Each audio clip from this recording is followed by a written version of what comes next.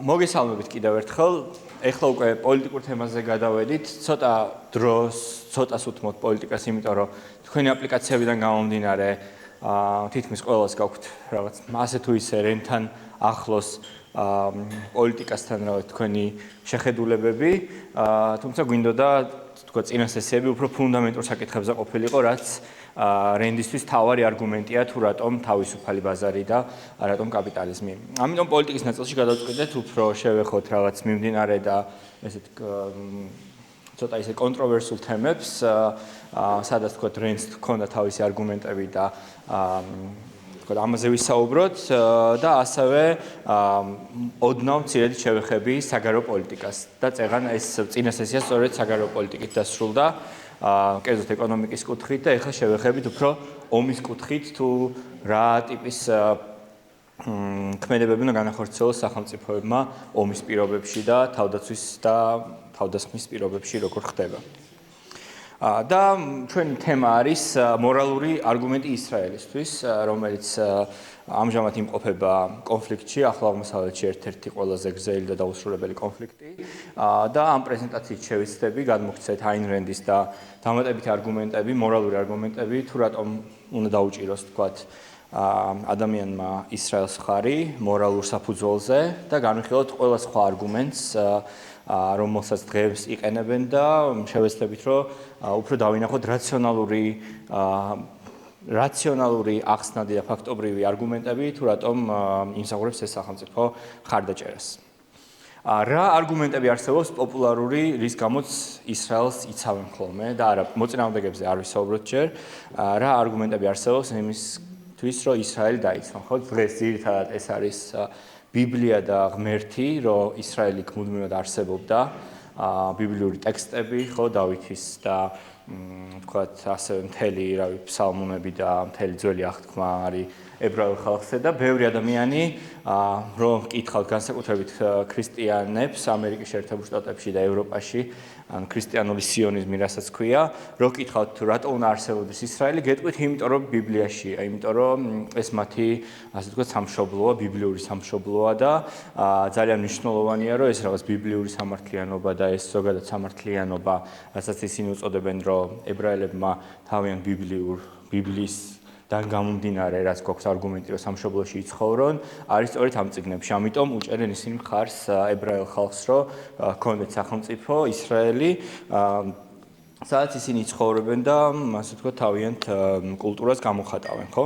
რომ ეს არის რაღაც რჩეულთა მიწა, ეს არის რაღაც რჩეულთა ხალხი. მე ჩვენ ვხვდებით ამ რჩეულობის გამოვლენა სხვადასხვა კულტურებშიც, მათ შორის ამერიკის შეერთებულ შტატებშიც, ხო, ამერიკა იყო promised land, რომელზეც წავიდნენ და ახალი სახელმწიფო ააგეს. თუმცა ყველაზე მეტად, ანუ მსოფლიოში ყველაზე მეტად კულტურაში სწორედ ამ ხალხთან არის დაკავშირებული ეს ბიბლიის და promised land-ის არგუმენტი და ერთ-ერთი ყველაზე გავრცელებული არგუმენტია, რატომაც უჭერენ მხარს ისრაელს ძალიან ბევრი ადამიანი. სამწუხაროდ.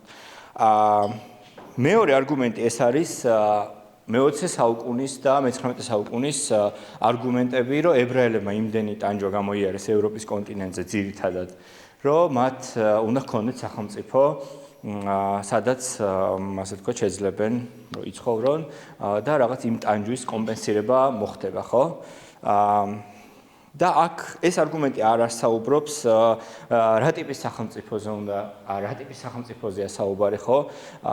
მაგალითად შეგვიძლია ავიღოთ რა სხვა ეთნიკური ჯგუფი, მაგალითად უიღურები ჩინეთში, ხო, ან რავი, ტიბეტელები ჩინეთში და ვთქვათ, რომ ისინი იტანჯებიან და შექმნან ახალი სახელმწიფო, მაგრამ ეს არგუმენტი არ გვაძლევს იმის საფუძველს, რომ ვთქვათ, რა ტიპის სახელმწიფო შექმნიან ისინი. იქნებ ისინი უარეს ქმნიან, ხო? აი მაგალითად აფხაზეთი რო ავიღოთ, ახლა ცოტა სხვა თემაა, მაგრამ ვთქვათ, აფხაზები მიიჩნევდნენ, რომ ისინი იჩაგრებოდნენ. მათ გადაწყვიტეს, რომ ვთქვათ, მოეხდინათ სეპარაცია და რადგან ისინი იჩაგრებოდნენ, ავტომატური უფლება აქვს სეპარაციის. თავარი კითხვა ეს კი არ არის, თავარი კითხვა უნდა დავსვათ, რა ტიპის სახელმწიფოს ქნიან. იქნებ უარეს ქნიან და ვნახეთ, რომ თუ თქვათ 90-იანებში ახლა საქართველოს მხარეთაც არ იყო თლათ სახარბიელო მდგომარეობა უფლებების კუთხით და თქვათ სხვადასხვა უმცირესობების კუთხით, ამ შემთხვევაში ეთნიკური უმცირესობების კუთხით და განსხვავებული რაღაც კულტურული ნორმების კუთხით, ჩვენ ვნახეთ, რომ აფხაზეთში ეს პრობლემა დღემდე ძინვარია და აპართეიდი არის თითქმის მოწყობილი თქვათ იმ ტერიტორიებზე, სადაც ქართველები, ანუ ასე ვთქვათ, ეთნიკურად ქართველი მოსახლეობა ხო გალი და ასე შემდეგ. ანუ მთავარი კითხვა არ არის ის, რას გამოდის ერი, არამედ მთავარი კითხვა არის კიდევ უფრო სხვა, რაც მოგცემს იმის საშუალებას, რომ რომელიმე სახელმწიფო დავიცვათ ან არ დავიცვათ, ხო? მე ამაზე უფრო რა თქმა უნდა გავშლი, იმიტომ რომ მთელი ამაზეა პრეზენტაცია. მესამე არის, რომ ისევ ბიბლიური არგუმენტი უფრო რაღაც სეკულარული ფორმით, რომ ისინი ყოველთვის მან ცხოვრობდნენ და უწყვეტი ჯაჭვი არის ებრაელების ცხოვრების, ვთქვათ, მიუხედავად იმისა, რომ ძალიან ბევრმა ებრაელმა დატოვა ისრაელი, ვთქვათ, ძველი ვთქვათ, იუდეა და სხვადასხვა ტერიტორიები უხსოვარი დროიდან, მე ყოველთვის არსებობდა რაღაც ტიპის დასახლებები, სადაც ებრაელები მუდმივად ცხოვრობდნენ, ხო? ოსმალეთის იმპერიაში მანამდეც არსებობდნენ ადამიანები, რომლებმაც არ დატოვეს ეს ტერიტორია და მუდმივად იქ ცხოვრობდნენ და ეს იყო მუდმივად მათი სამშობლო და არის რაღაც რუკები ოსმალეთის იმპერიიდან, სადაც ქართველი ებრაელების რუკებია ოსმალეთის იმპერიაში, იმაში იერუსალიმში რუკის და ეს რაღაც გარკვეული დამადასტურებელი ფაქტებია, რომ ებრაელები იქ მუდმივად იყვნენ და არ არის ეს რაღაც 30-იანი წლების მიგრაცია ამ სახელმწიფოში.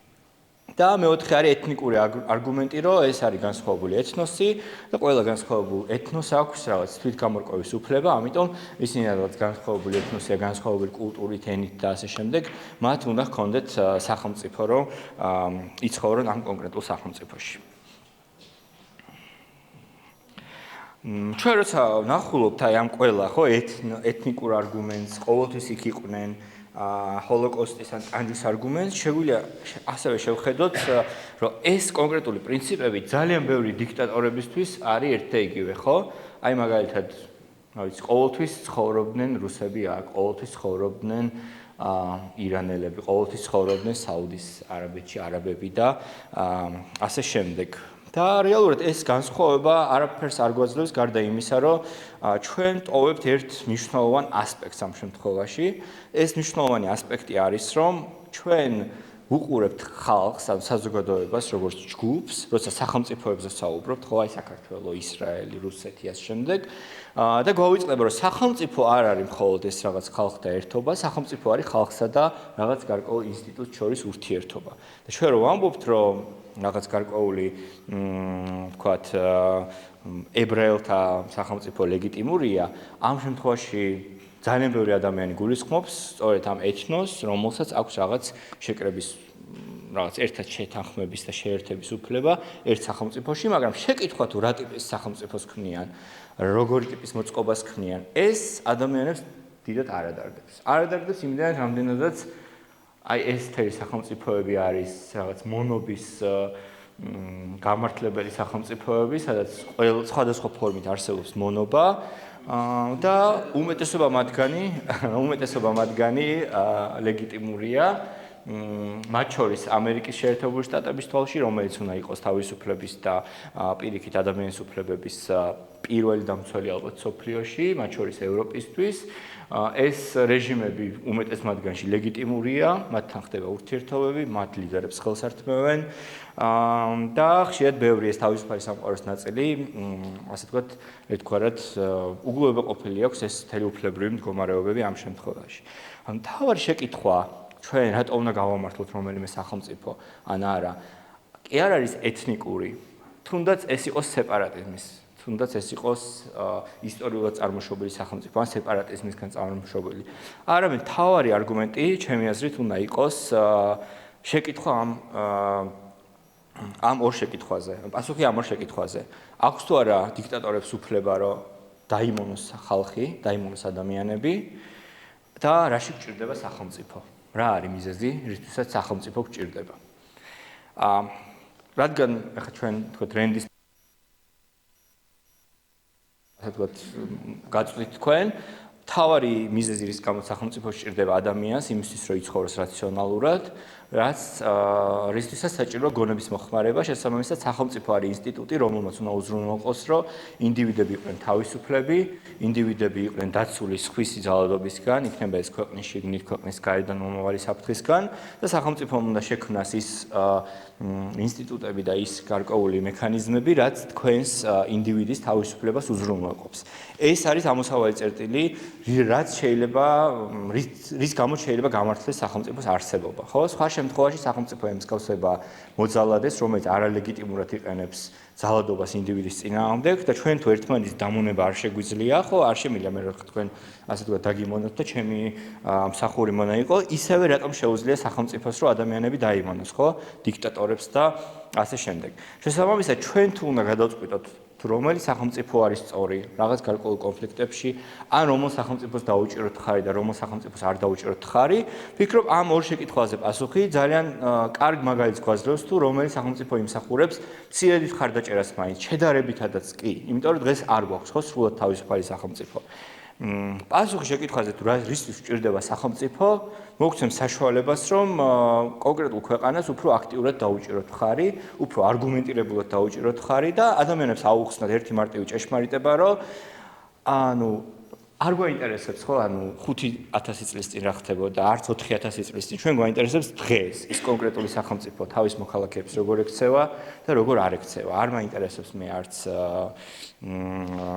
რა ვიცი, იერუსალიმში რა ხდებოდა და ძველი წელთაღრიცხვით რომელიმე კონკრეტულ საუკუნეში, მე მაინტერესებს დღეს კონკრეტული სახელმწიფო, რომელიც ახალი შექმნილი სახელმწიფოა ისრაელში, ან კონკრეტული სახელმწიფო და ეხა ახალი ლიდერები რომ მოდიან სირიაში, ან ისლამური, თქვათ, რესპუბლიკა ირანში. დღეს ეს სახელმწიფოები რამდენად იცავენ თავიანთი ინდივიდის უფლებებს და რამდენად ახორციელებენ იმ ერთადერთ შესაძლებლობას, რისთვისაც საერთოდ სჭირდება სახელმწიფო, რამდენად უზრუნველყოფენ ინდივიდების თავისუფლებას, ხო? და ამ კითხვაზე თუ პასუხი უარყოფითია, მაშინ მე არ მჭირდება საერთოდ ასეთი სახელმწიფო და მაშინ მე მას არ უჭერ მხარს. ხო, აი ეს ძირითადი ხუთი მიზეზი, რენდის მიხედვით რაზეც უკვე ვისაუბრე, რომ გონება არის ადამიანის გადარჩენის მთავარი წყარო, იმიტომ რომ ცოდნის მთავარი წყაროა, რაზეც თქვა პირველი სესია მქონდა.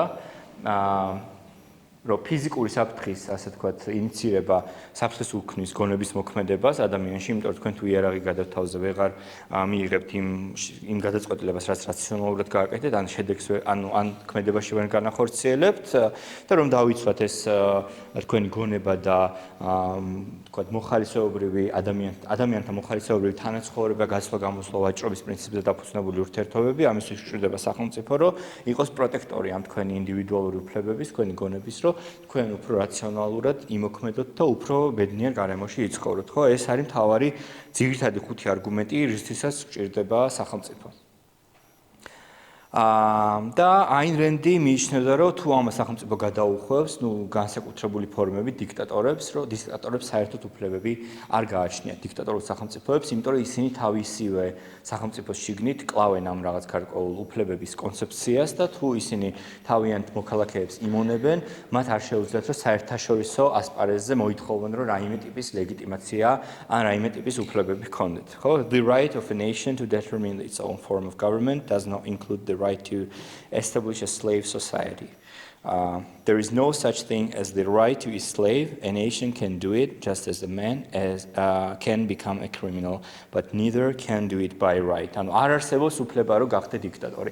და ეს თუ არ არსებობს უფლება დააფუძნო სახელმწიფო, რომელიც უფლებებს შეზღუდავს.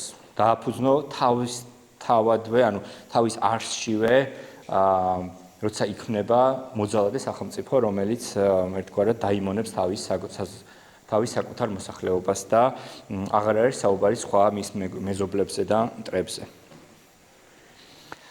და ეხლა მცირე ისტორია შევეხოთ, ერთ დაახლოებით ძალიან მცირე სლაიდები, თუ რა მოხდა ამ შემთხვევაში და მერე განსაზღვროთ აი რა ტიპის სახელმწიფოებზეა დღეს საუბარი, პოტენციურ სახელმწიფოებზეა დღეს საუბარი ახლო აღმოსავლეთში. თავიდან იყო, როგორც იცით, ოსმალეთის იმპერია ამ ტერიტორიაზე, საკმაოდ დიდი ტერიტორიები ჰქონდა და ოსმალეთის იმპერია ერთი პერიოდი საუდის არაბეთამდე ვრცელდებოდა და იმ თქვათ ეს მექა და მედინაც თუ არ ვცდები ოსმალეთის საკუთრებაში იყო, რომ აღარ ვისაუბრებ ეგვიპტეზე და ასე შემდეგ. ძალიან დიდი იმპერია იყო მოკლედ. ეს და მათ შორის რა თქმა უნდა ოსმალეთის იმპერიას დაკავებული ჰქონდა ეს ტერიტორია, თქვა პალესტინით სახელით ცნობილი იმ პერიოდშიც და მანამდეც ოსმალეთის იმპერიაშიც და შემდგომშიც 1948 წლამდე მთლიან ტერიტორიას ერქვა პალესტინა, იმიტომ რომ შეარქვეს ეს რომაელებმა თავდაპირველად. შემდგომში როცა ოსმალეთი დამარცხდა პირველ მსოფლიო ომში, ეს ტერიტორიები დატოვა და ბერმანქანმა იცის, რა თქმა უნდა, ამის ისტორია უბრალოდ მცირე ექსკურსი გავაკეთოთ ამ საკითხებში, დატოვა ოსმალეთის იმპერია, დაატოვებინეს ოსმალეთის ტერიტორიას, ჩამოართვეს და დასავლური ძალები გადანაწილდნენ სხვადასხვა ტერიტორიებზე. და მათ შორის დიდი ბრიტანეთი გადანაწილდა აი ამ ტრანსიორდანიის ტერიტორიაზე, იორდანია, პალესტინა, ეს ტერიტორიები ეკუთვნოდა დიდ ბრიტანეთს, ხო, სირია მაგალითად საფრანგეთს ეკუთვნოდა და ეს არაბული სახელმწიფოები იყო გაყოფილი ერთგვარ კოლონიებად. და ამას ქვია mandatory Palestine and mandate of Palestine, სადაც იქ არის ადგილობრივი რაღაც გარკვეული მართველი ორგანოები, მაგრამ ძირითად მმართველობას ახორციელებს თვითონ ის კოლონიზატორი, რომელიც მართავს იმ ტერიტორიებს, ხო, ამ შემთხვევაში დიდი ბრიტანეთი. ამ პერიოდში იწყება ებრაელების ძალიან დიდი ნაწილის ჩამოსვლა და აქ მნიშვნელოვანია გავითვალისწინოთ, როცა ჩვენ თავისუფალ ბაზარზე და კაპიტალიზმზე საუბრობთ, რომ ეს ადამიანები რომ მოდიან, ან იწყებენ აუთვისებელი მიწებზე დასახლებას და ახალი ქალაქების შენებლობას, ან იწყებენ მიწების ყიდვას ადგილობრივი არაბული, ვთქვათ, ტომებისგან, არაბული მოსახლეობისგან. და აი აქ სლაიდზე ხედავთ, ეს არის თელ-ავივი, სადაც თქვა 100 ადამიანი თავიდან ჩამოვიდა და დაიწყო ქალაქის აშენება 1909 წელს. ხო, აი 100 ადამიანი არის მარტო.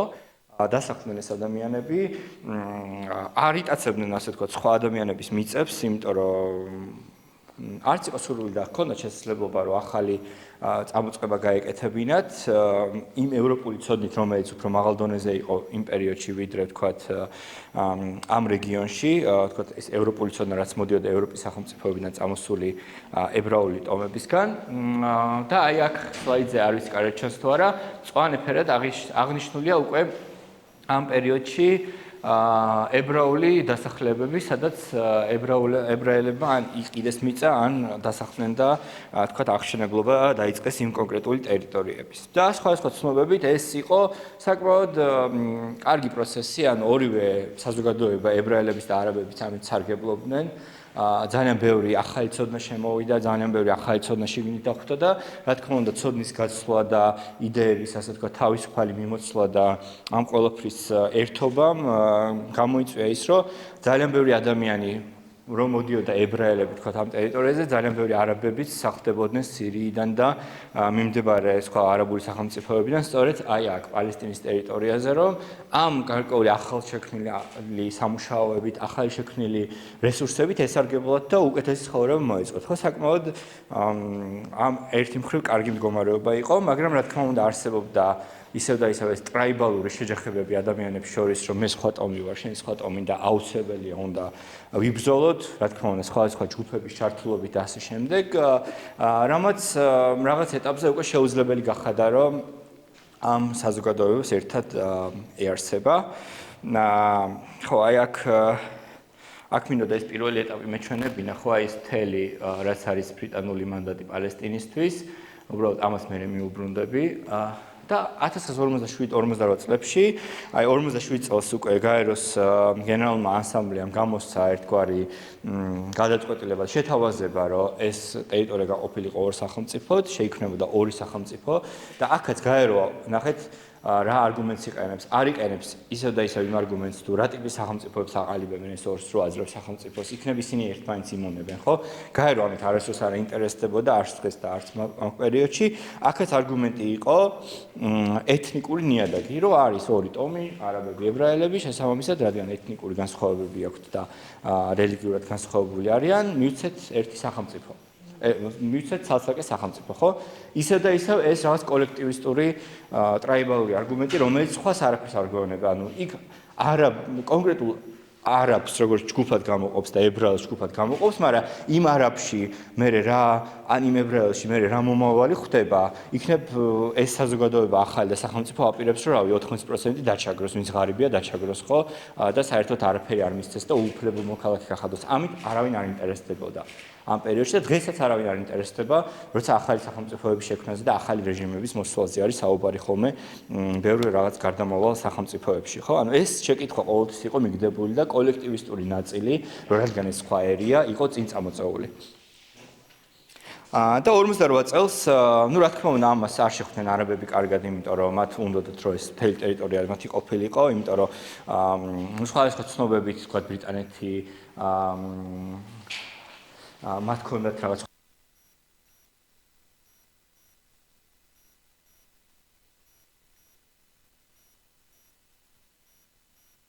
ვთქვათ, მეორე მსოფლიო ომი უკვე დამთავრებულია და მეორე მსოფლიო ომის პერიოდშიც მათ ქონდათ ერთგვარი რაღაც თითქოს გარანტიები, რომ ეს ტერიტორია მუდმივად მათი იქნებოდა და იერუსალიმის იმამის ფოტოებიც ქონდა გამოქვეყნებული, როცა ხვდებოდა ჰიტლერს და ეს ერთგვარი გარიგებები მუდმივად არსებობდა, რომ ეს ტერიტორიები მათი იქნებოდა და ებრაელები ვერ შეუშლიდნენ ხელს, რომ მათ ამ ტერიტორიაზე ჰქონდათ ერთგვარი რაღაც სრული ლეგიტიმაცია. მაგრამ ომი დაიწყო, სამოქალაქო ომის მსგავსი და 48 წელს ბენ-გურიონმა, რომელიც იყო ისრაელის პირველი პრემიერ-მინისტრი, გადაწყვიტა, რომ გამოეცხადებინა ბრიტანული მანდატი იმ ტერიტორიებზე, რაც მათ მისცა გაერო, შესთავაზა გაერო დასრულებულად და გამოეცხადებინა ახალი სახელმწიფო და ამით დაარსდა ისრაელი.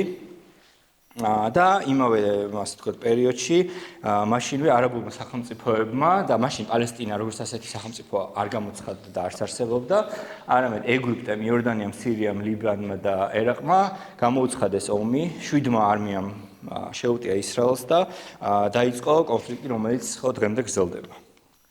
აქ რა არის მთავარი, ხო? ანუ ისრაელის დაფუძნების დოკუმენტში ფიქრობ ეს არის ყველაზე მთავარი დოკუმენტი, მაგრამ დოკუმენტი ერთია და შესრულება მეორე და ჩვენ ნახავთ, რომ ეს დოკუმენტი რამდენად სრულდება თუ არ სრულდება. ეს არის ისრაელის დამოუკიდებლობის დეკლარაცია, სადაც ვკითხულობთ, რომ ისრაელი იქნება ღია ებრაული იმიგრაციისთვის, ანუ ყველა შეიძლება ებრაელს რომ დაბრუნდეს ამ სახელმწიფოში და თქვათ მოითხოვოს მოქალაქეობა. მაგრამ აქ ყველაზე მთავარი არის რომ ისრაელი იქნება აქტიური დამცველი თავისუფლების, სამართლიანობის, მშვიდობის და ის უზრუნველყოფს ადამიანების ასე ვთქვათ, სრულ თანასწორობას, სოციალურ პოლიტიკურ უფლებებს, მისი ყველა მოქალაქისთვის, განსხვავებით რელიგიისა, სქესისა თუ რასისა და ის იქნება გარანტორი თავისუფლების, დაიცავს ამ თავისუფლებას ნებისმიერი რელიგიის ადამიანისას და ასევე დაიცავს მათ რელიგიურ ასე ვთქვათ, საოცარ ადგილებს და ყველაფერს ამას. ანუ ამ არგუმენტით უკვე აქ არ არის საუბარი რაღაც ერთ რასაზე, ხო? აქ არ არის საუბარი რაღაც ერთ რელიგიაზე, არამედ აქ შემოდის უკვე ახალი არგუმენტი, ეს სახელმწიფო რო იქმნება, ეს სახელმწიფო იმას კი არ ამტკიცებს, რომ ანუ არის ამ ტექსტში, რა თქმა უნდა, ბიბლიაზეც საუბარი და ისტორიაზეც საუბარი, მაგრამ ეს სახელმწიფო მარტო იმით არ, ასე ვთქვათ, ყომდება მარტო ისტორიაზე და ბიბლიაზე, არამედ შემოაქვს ახალი არგუმენტი, რომ მნიშვნელოვნად მიიჩნევს, რომ ესენი გამოწიოს წინ, რომ ისრაელი და ახალი სახელმწიფო იქნება აი ამ ყველაფრის, აი ამ თავისუფლების და უფლებების გარანტორი.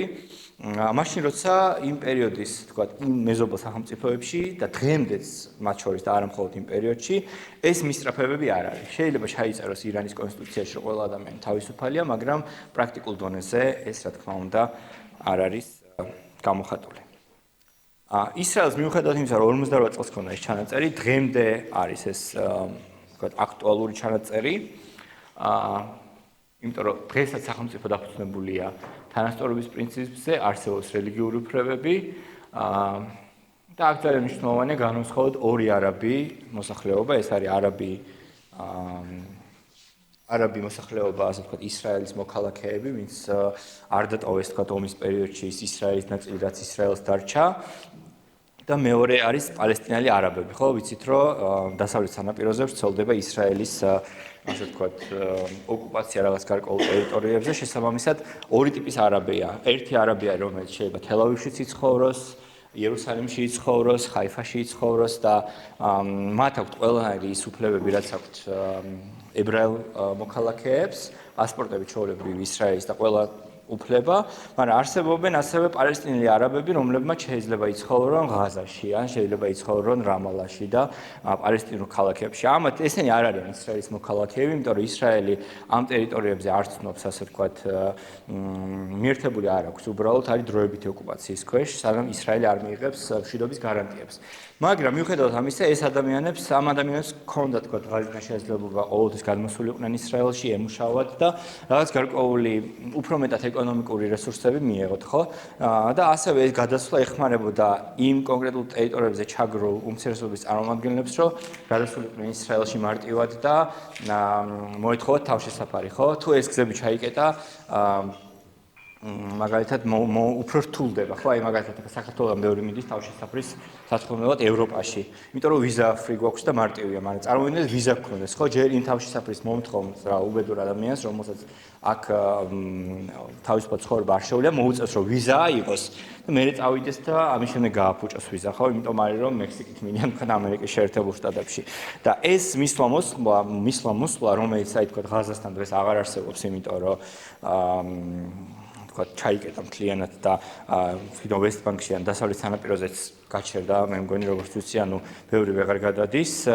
ნუ ახალი ადამიანი ვერ გადავა, ვისაც საბუთი აქვს, ის დღემდე გადავა და მე ვიყავი იქით დასავლეთ სანაპიროზე და ვიმგზავრე კიდეც ამ ადამიანებთან, ვინც გადმოდიოდნენ არაბები ისრაელში, თავისუფლად გადმოდიან, ზოგი ადამიანი სწავლობს უნივერსიტეტში, მე უკან ბრუნდება, ზოგი ადამიანი რაღაც კურსებს ესწრება, ზოგი მუშაობს და ნუ შემოსავლის ძალიან კარგი წყაროა, ხო? და ეს პრინციპი მიუხედავად იმისა, რომ შეიძლება აი არ მოეთხოვოთ რომ გავრცელდეს აი პალესტინელ არაბებზე, რომლებიც ოკუპაციის ქვეშ არიან, მაგრამ უნდა აუცილებლად გავრცელდეს არაბ მოქალაქეებზე, იმიტომ რომ მათ მოქალაქეობა აქვთ, ეს დაცულია. და ასევე ორი მნიშვნელოვანი რამ, ეს არის ტექნოლოგიური განვითარება ისრაელის, რაც Ayn Rand-ისთვის ძალიან მნიშვნელოვანი იქნებოდა, ხო, საზოგადოება რამდენად ვითარდება ტექნოლოგიურად. ისრაელი არის ერთ-ერთი ყველაზე განვითარებული ტექნოლოგიური სახელმწიფო, რომელიც ძალიან ბევრ ახალ აღმოჩენას სწორედ ისრაელთან არის დაკავშირებული სამედიცინო კუთხით, ტექნოლოგიური განვითარების კუთხით თუ ძალიან სოფლის მეურნეობის კუთხით, ხო, აი რაღაც უდაბნო მართლაც, ანუ იქ რო რა ვიცი, ვენახები ვნახე, აქეთშიც ბევრ შეშურდება ესეთი ვენახები და ასე ვთქვათ, ზემოთ გაზრდილი, ანუ ფენებად არის სოფლის, ანუ ეს რაღაც მემცენარეობა და ასე შემდეგ, ანუ ფენებად არის გაყოფილი და ზემოთ იზრდება, როგორც ცათამბჯენი ანიჭებდა ადამიანს, რომ მაღლა და მაღლა გასულიყო ვიდრე გარშემო. ხო, აი რამდენიმე ფოტო მინდა გაჩვენოთ. ნუ ანუ რაც გამოხატავს თქვათ მრავალფეროვნება საზოგადოების, აი თქვათ აქ არაბი, უფრო ტრადიციული ადამიანები, აქეთ თქვათ არატრადიციული ჩაცმულობის მქონე ადამიანი, რომელიც არატრადიციული ჩაცმულობის მქონე ადამიანი, რომელიც არ ვიცი დროენოვნების არის და აქეთ არაბების, არაბ ისრაელელების აქცია, თქვათ არაბული პოსტერებით და ყველა აბრა სამენა 4 ენაზე. აქ 4 ენაზე არის სამენაზეა. ებრაული, არაბულად იერუსალიმს ქვია კუცი, ალ-კუცი. და ესეც კი არის დაწერილი, ხო, ანუ თვითონ შიდა ენაზე როგორც ეძახიან, თვითონ იერუსალიმი არაბული წარწერებით და ინგლისურად წარწერილია. ანუ ეს ერთგვარი შეიძლება მოჩვენებით ეგონოს ვიღაცას, რომ აი აწერენ, რომ ესე გამოჩნდეს, მაგრამ თვითონ საზოგადოებაშიც ცხოვრება საკმაოდ ინტეგრირებულია. არის გარკვეული დასახლებები, სადაც არაბები ცხოვრობენ უფრო მეტად და არის ქალაქები, სადაც უფრო მეტად ებრაელები ცხოვრობენ, მაგრამ ერთგვარად აკრძალული არ არის. ყველა არაბი შეუძლია ჩავიდეს და თელ-ავივში იცხოვროს, ყველა ებრაელს შეუძლია წავიდეს და რავი ხებრონში იცხოვროს. უბრალოდ ისტორიულად ესე გამოყვა, რომ იმ ტიპის, როგორც ჩვენთან არის ხო სხვადასხვა კუთხეების, ესე ძალიან არეული არ არის. ამის საპირისპიროდ მეორე მხარეს არ არის, ასე ვთქვათ, საზოგადოება ინტეგრირებული და რომ თავი დავანებოთ ებრაულ პრობლემას, ამ მეორე საზოგადოებას აქვს თავისი ძალიან დიდი პრობლემები, ხო? ერთი ეს რაღაც მოტყუებული ფასადური სახელმწიფოები, რომლებიც ქმნიან რაღაც ეს luxury life-ის ფოტოს და ეს სახელმწიფოები ძალიან კარგია ჩასული ადამიანებისთვის, აი თქვენ რო წახვიდეთ ძალიან ისიამოვნებთ, მაგრამ წარმოიდგინეთ იქ ცხოვრები ქალებისთვის რა ტიპის სახელმწიფოებია და მე ვისაუბრებ ამაზე მოკლედ. ნუ რო აღარ ვისაუბროთ ირანზე, რო აღარ ვისაუბროთ უფრო მეტად დაბალ განვითარებულ და დიქტატორულ სახელმწიფოებზე, ხო? ანუ გვაქვს ორი ტიპი, ერთი არის ღარიბი და ასე ვთქვათ დიქტატორული და მეორე მდიდარი და დიქტატორული სახელმწიფოები. და როგორი არაბულ სახელმწიფოში ცხოვრება, ეს არის ძირითადად ცენზურა, ეხლა ამ ლექციას ვერ ჩავატარებდით. მე ერთ ლექციას ვაპირებ ხალხაშორის არაბულ სახელმწიფოში, ჩავატარო მომავალ წელს და იქ კიდევ უფრო მეტად თავისუფლება და ეს იქნება ქურთისტანში, აინ-რენდზე და ნახოთ როგორ ჩაივლის. მეორე არის გენდერული აპართეიდი, რაც ყველაზე ალბათ მნიშვნელოვანი პრობლემაა ხოლმე, რომელსაც წინ გამოსახავენ. ეს არის მანქანების ტარიფსუფლება არ არის, ეს ძალიან მარტივია, ხო? აქ არის კიდევ Guardian-ი, აი თქვენ რო გინდოდეთ რომ ხა საპირისპიროში გახვიდეთ, თუ გარეთ თუ სხვა ოთახშია, უნდა გამოკვეთ მამაკაცი, ხო? ან თქვენი მეუღლე, ან თქვენი, ანუ სახლში არ ვამბობ, აი სხვაგან თუ გახვედით, ან მოლში თუ გახვედით, აი მოლში მოგინდათ, ან მაღაზიაში მოგინდათ, თუ ხალი ხართ, აუცილებლად უნდა გახდეთ მამაკაცი, ეს შეიძლება იყოს თქვენი ბიძაშვილი, ძმა, მეუღლე, თუ ანუ თვითონ სახლში თქვენი ოჯახის წევრი, ხო? და honor killings. თუ ვინმე ქალი არის გაუპატიურების მსხვერპლი, ჯერ ხო თუ კანონამდე მივიდა საქმე მას დაიჭერენ, რომ გაუპატიურებულია, იმიტომ რომ ესეთი ნამუსი აღარ აქვს, ანუ ნამუსახთი, თუ როგორც შეგვიძლია დავასაჯოთ, ანუ თვითონ ქალი ისჯება თუ არის გაუპატიურების მსხვერპლი და მე ოჯახის ჯის მას თუ კანონამდე არ მივიდა საქმე სახელმწიფომდე, თვითონ ოჯახი დასჯის, იმიტომ რომ ოჯახის ღირსება შეილახა, როდესაც მასზე სხვა მიძალა და სხვა კაცმა იძალა და ეს არის ძალიან მნიშვნელოვანი პრობლემა, მათ შორის საამიროებშიც, რომელიც ერთგვარად ძალიან ლამაზად ჩანს ხო გარედან. და ერთ-ერთი საუდის არაბეთის მოქალაქის კომენტარი, it's like I'm handicapped and the society, the law and the people against us. That's why most women choose to marry in their early 20s as a way to escape, and guess what? The man she marries is no different from her brother or father. ანუ თითქმის არანაირი კარგი გამოსავალი არ აქვს ქალს თუ მას არ გაუმართლა ოჯახში და თქვათ არ შეხვდა ისეთი ოჯახი, რომელიც ამ რაღაც მანიაკალურ ტრადიციებს ძალიან მაღალ დონემდე არ აიღებს. რა თქმა უნდა, რელიგიური დასჯა აი ამ დიდარ სახელმწიფოებში უფრო ნაკლებად არის და რელიგიური თავისუფლება ასე თუ ისე არსებობს, მაგრამ ირანში მაგალითად რელიგიური თავისუფლება არსებობს რაღაც გარკვეული რელიგიური ჯგუფებისთვის, მაგრამ იდევნებიან ძალიან ბევრი რელიგიური ჯგუფები, ბაჰაის მიმდევრები მაგალითად, რომელიც ერთ-ერთი ყველაზე მშვიდობის მოყვარე და რა ვიცი, მშვიდობის გამავრცელებელი რელიგიაა. და ნუ აკრძალულია, აი თვითონ იმ მოქალაქეებზე რო ვისაუბროთ და არ განსხვავებულებზე, თვითონ არაბებისთვის აკრძალულია, რომ ის თუ მუსლიმად დაიბადა, ისლამი დათმოს, ხო, ისლამს თუ დათმობ, დაიშჭები კანონით, ეს უკანონოა თითქმის ყველა არაბულ სახელმწიფოში. და პოლიტიკური მოწყობა, რა თქმა უნდა, თუ თქვა ისრაელში გვაქვს ჩვენ პარლამენტი ქნესეთი, რომელიც თითქმის ჩვენი მსგავსი მმართველობა, ანუ ამ ხრივ რო შევხედოთ უხეშად, ანუ ყავთ პრეზიდენტი, ყავთ პარლამენტი და პრემიერ-მინისტრი ძირითადი პოლიტიკის წარმმართველი. ამის საპირისპიროდ დიქტატორულ სახელმწიფოებში ან დიქტატორია და არჩევნები არ არსებობს, ან არჩევნები თუ არსებობს, ხშირ შემთხვევაში არის ასე ვთქვათ მოჩვენებითი, რომ რაღაც გამართლება პოვოს ბევრი ადამიანის, რა ირანში ჩატარდა არჩევნები, ხო? შეიძლება სამართლიანობაც ჩატარდა, მაგრამ თვითონ ის დანიშვნის პროცესები და მთელი ეს რაღაც გარკვეული პოლიტიკური სისტემა არის ამოყირავებული, რაც რეალურ საფუძველს არ იძლევა ლიბერალური დემოკრატიული არჩევნებისთვის, რასაც არჩევანს ვეძახით. და აი ამასთან ერთად კიდევ ძალიან დიდი ზიზღი, რომელიც ბავშვობიდან ენერგება ადამიანებს და ერთ-ერთი არის ეს ვიდეო, რომელიც არის 7 ოქტომბერს ჩაწერილი.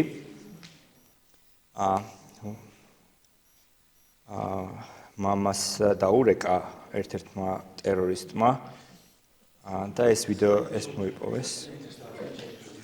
ეხა ჩართავს.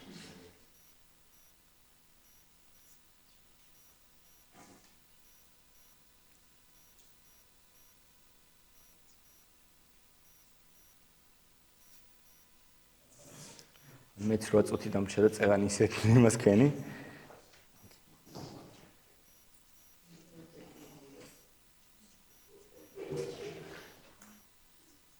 ოკეი, არ დავკარგოთ რომ შედავიდეთ ჩემთვის.